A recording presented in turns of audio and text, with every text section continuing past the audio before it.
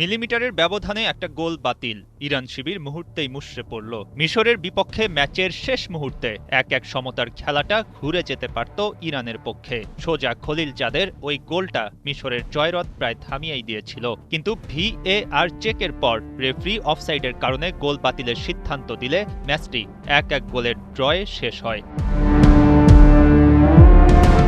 ম্যাচটা জিতলেই ইরানের ভাগ্য খুলে যেত, সরাসরি চলে যেত রাউন্ড অফ 32-তে। কিন্তু এখন টিম মেল্লির ভাগ্য ঝুলছে সুতোয়। গ্রুপ পর্বে ৩ ম্যাচ খেলে ৩টিতেই ড্র, কোনো জয় বা হার নেই, সংগ্রহ মাত্র ৩ পয়েন্ট। তবে তাতেও শেষ হয়ে যায়নি পার্সিয়ানদের স্বপ্ন।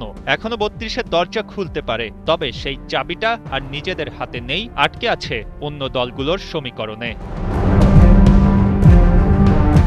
৪৮ দলের নতুন বিশ্বকাপ ফরম্যাটে ১২ গ্রুপের তৃতীয় স্থানধারী দলগুলো থেকে সেরা ৮টি দল যাবে নকআউট পর্বে। সেই তালিকায় বর্তমানে ৬ নম্বরে আছে ইরান। বেশ কিছু গ্রুপের খেলা এখনো বাকি, আর সেখানেই লুকিয়ে আছে ইরানের দুশ্চিন্তা কিংবা আনন্দের মহাকাব্য। সবচেয়ে বড় নজর থাকবে ঘানা ও ক্রোয়েশিয়া ম্যাচের দিকে। বর্তমানে ক্রোয়েশিয়ার আছে ৩ পয়েন্ট আর ঘানার পয়েন্ট ৪। ক্রোয়েশিয়া যদি জিতে যায় তাহলে ইরানের জন্য স্বাভাবিকভাবেই বিপদ আরও বাড়বে। এই ম্যাচে ঘানার জয় বা ড্রই ইরানের জন্য সবচেয়ে নিরাপদ সমীকরণ। গ্রুপ জে থেকে আলজেরিয়া ও অস্ট্রিয়ার মধ্যে যে কোনো এক দল হবে তৃতীয়। আলজেরিয়ার জয় বা ড্র ইরানের জন্য স্বস্তির হবে না, কারণ আলজেরিয়া ড্র করলে তাদের পয়েন্ট হবে ৪, আর জিতলে তো ইরানকে টপকেই যাবে। এই ম্যাচে তাই অস্ট্রিয়ার জয় কামনা করতে পারে ইরান শিবির। সেক্ষেত্রে আলজেরিয়া ৩ পয়েন্ট বা তার কম নিয়ে ইরানের নিচেই থাকবে।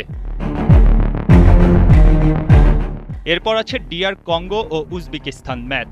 এই ম্যাচটিও ইরানের জন্য বেশ বিপজ্জনক। এখানে কঙ্গোর জয় কোনোভাবেই চাইবে না ইরান, কারণ আফ্রিকার এই দেশটি জিতলেই তাদের পয়েন্ট হবে ৪, যা তাদের ইরানের ওপরে নিয়ে যাবে। ম্যাচটি ড্র হলে বা উজবেকিস্তান জিতলে ইরানের জন্য সুবিধা হবে।